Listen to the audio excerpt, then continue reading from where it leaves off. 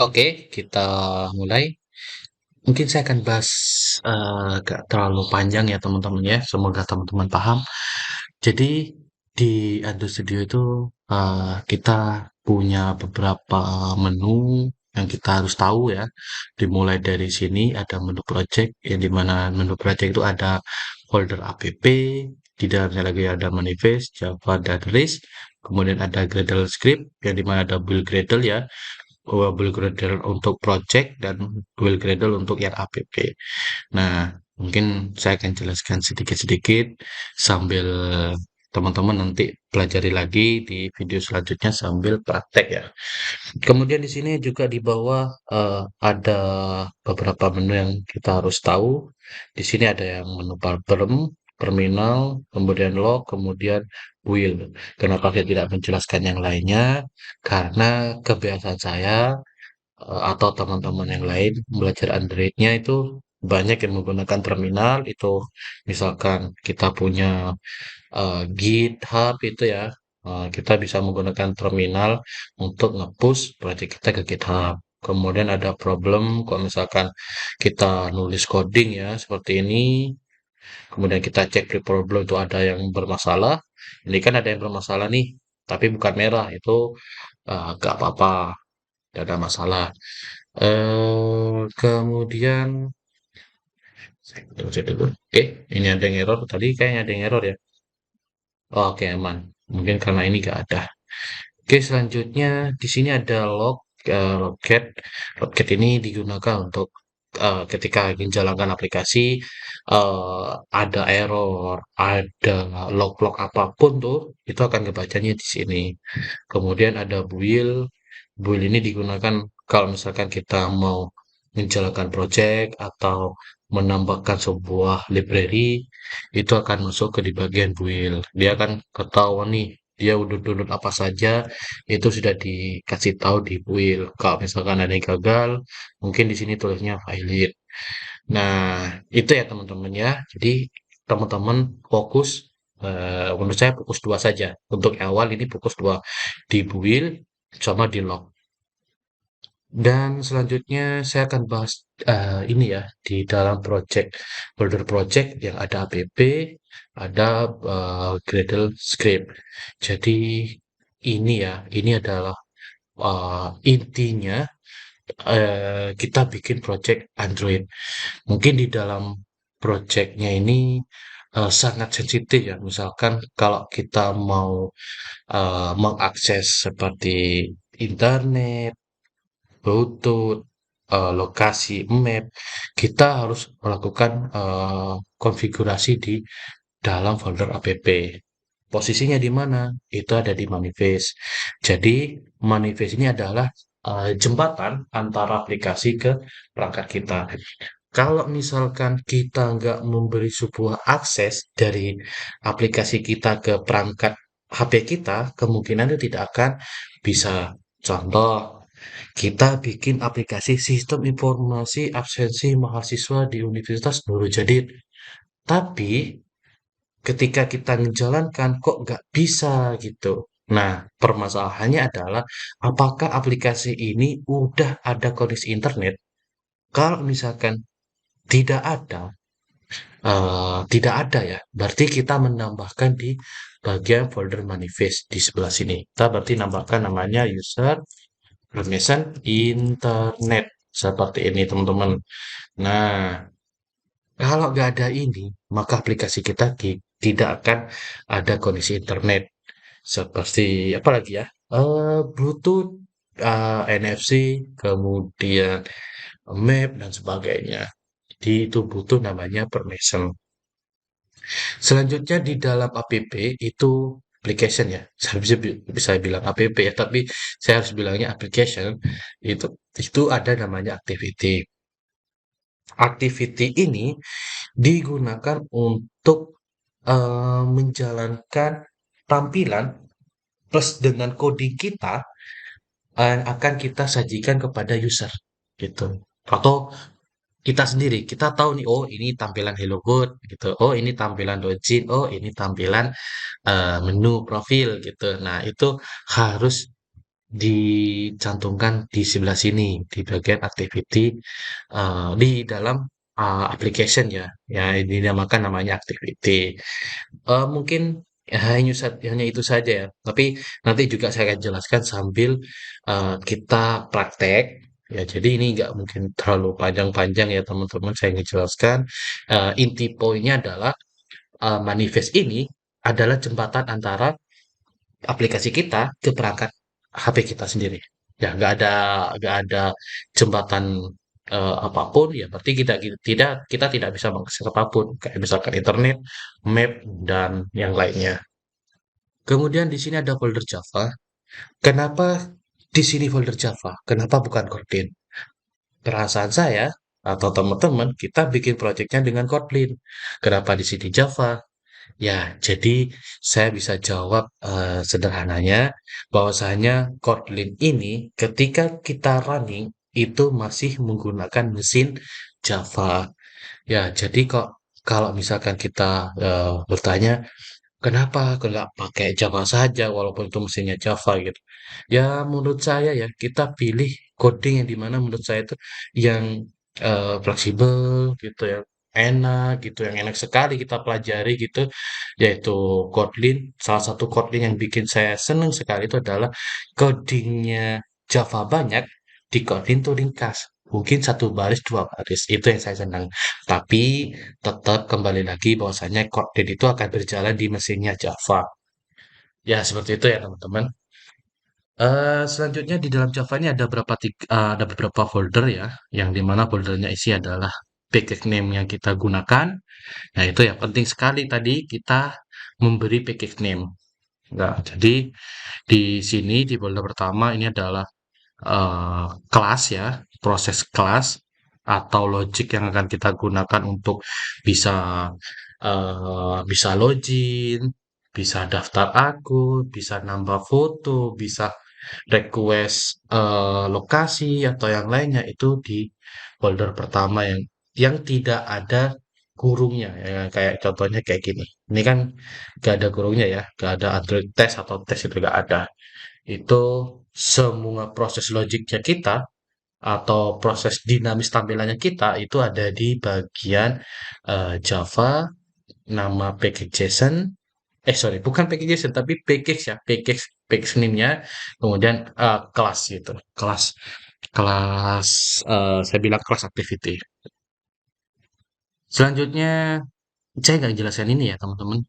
Ini kayaknya nggak pernah saya pakai selama saya buat aplikasi Android. Saya nggak pernah pakai proses Android test sama tesnya. Ya, jadi nggak pernah ya. Jadi saya nggak jelaskan ini.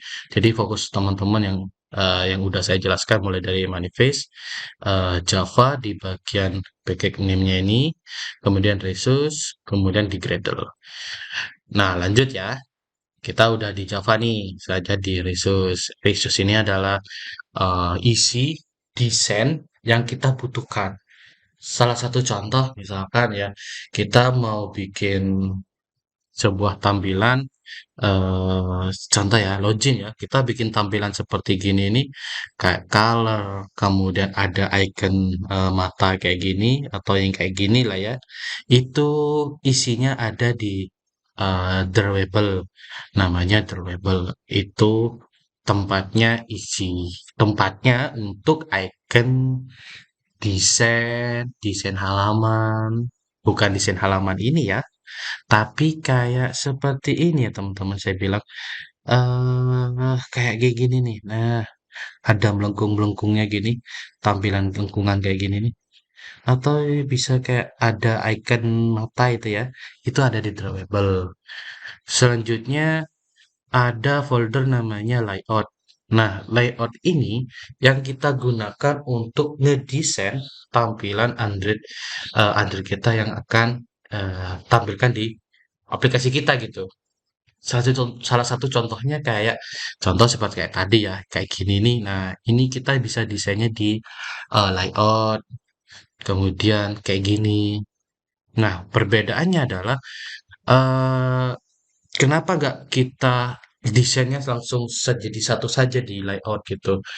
Jadi komponen kayak icon, kemudian apa ya, model-model bentuk itu ada di layout. Kenapa nggak jadikan satu sana? Kenapa harus dipisah dengan drawable? Nah, supaya nanti teman-teman ketika membuat aplikasi gak bingung. Oh, mana nih yang XML-nya untuk icon ini? Oh, mana nih XML-nya untuk gambar mata ini? Nah, jadi, akan sulit ya teman-teman kalau misalkan jadi satu di layout.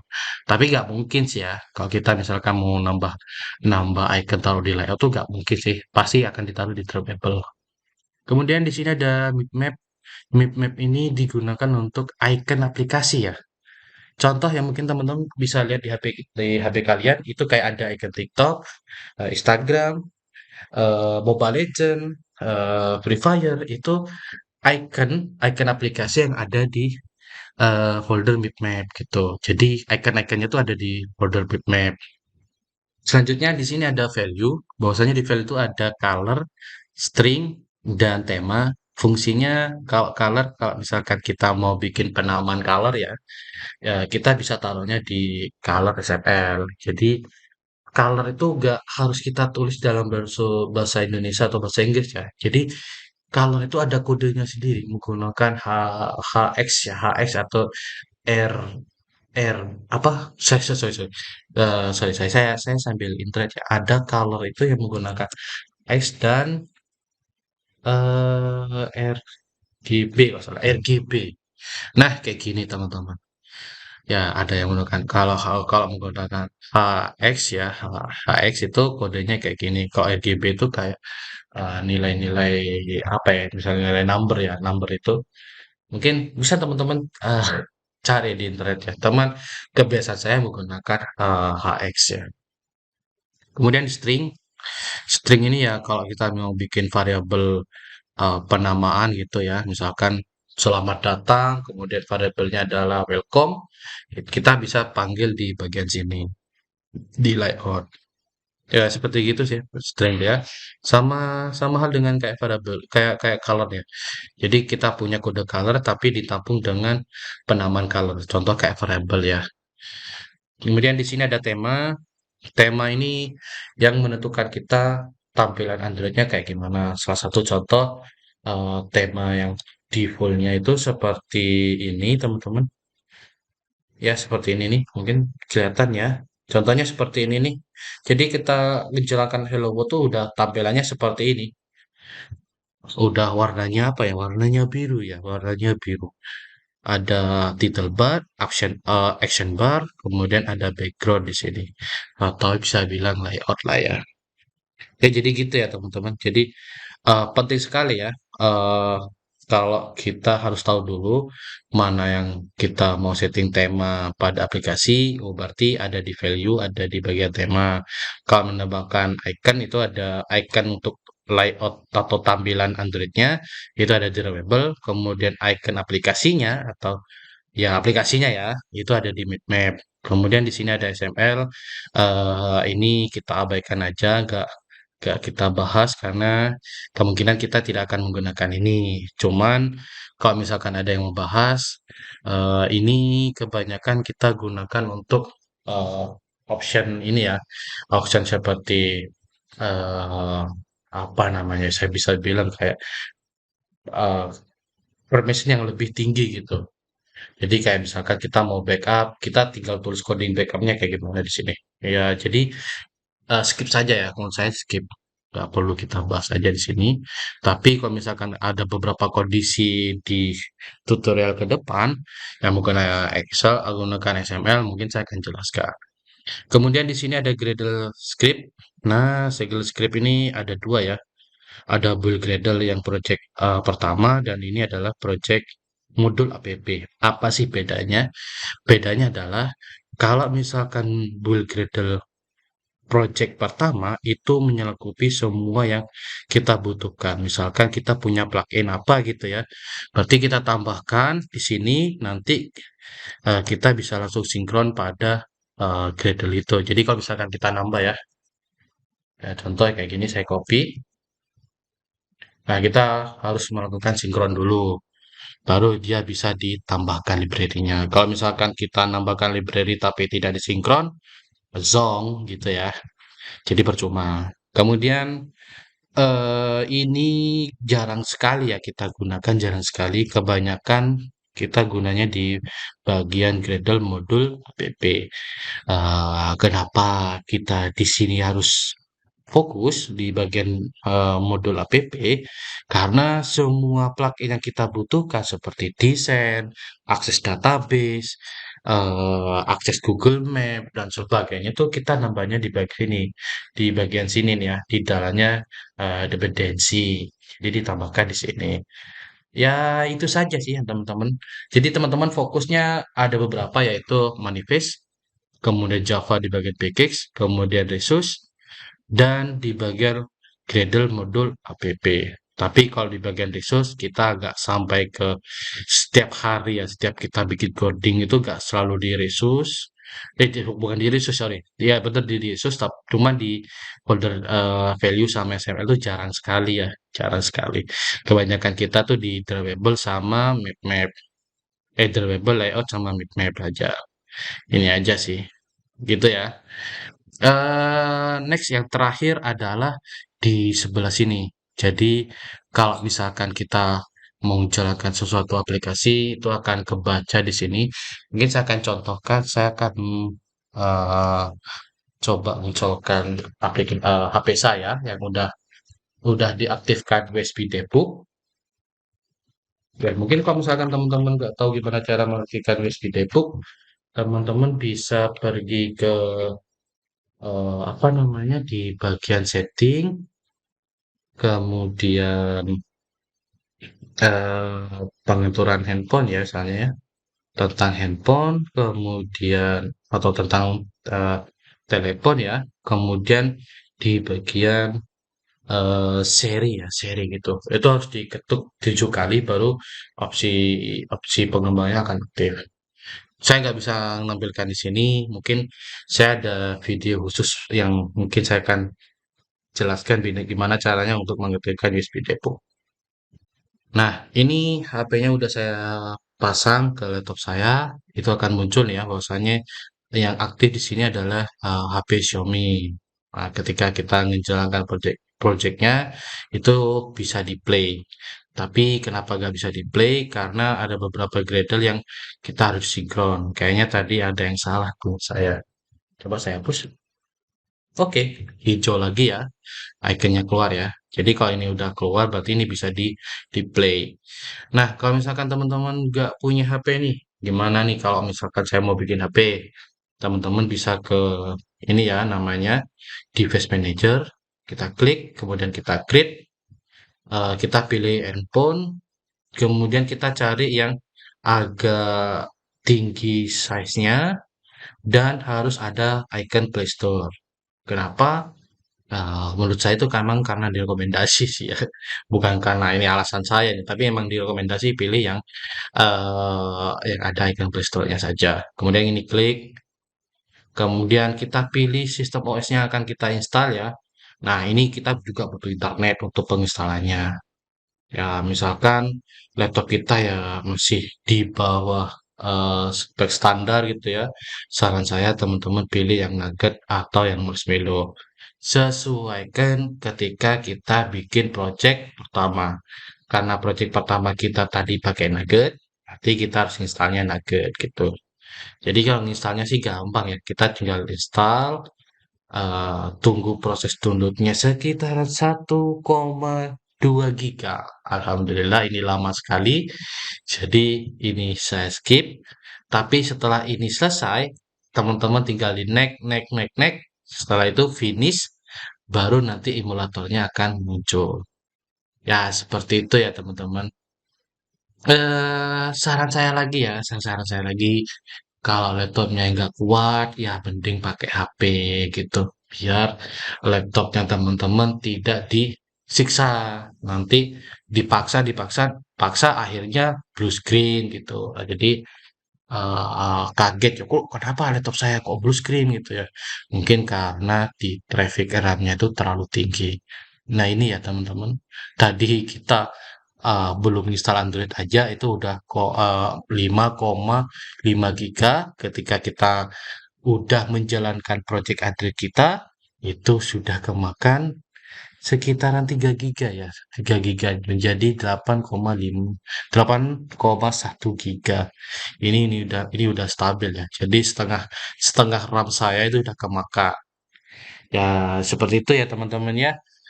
Ya, inilah permasalahannya kenapa kebanyakan teman-teman gagal karena RAM ya, karena RAM lah penyakitnya. Tapi kembali lagi, jika kalian niat, semangat, dan usaha, insya Allah ilmunya pasti akan terus bertambah ketika kita mendalami pelajaran Android. Android ini teman-teman sangat luar biasa sekali.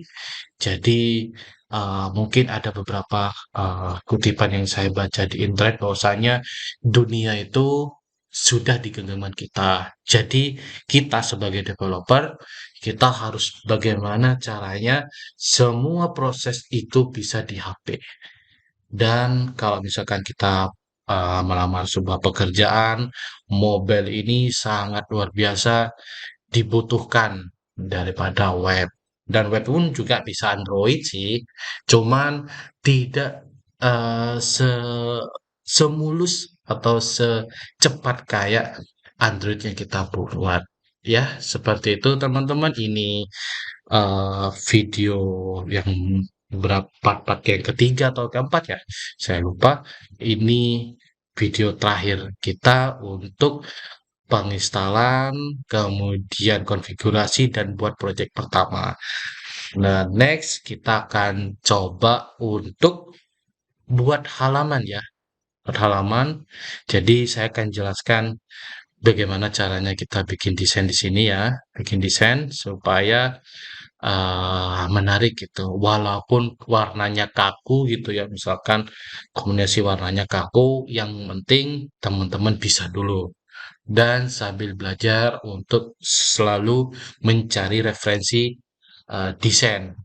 Mungkin desain yang paling cocok itu menurut saya di bagian dribble, dribble ya.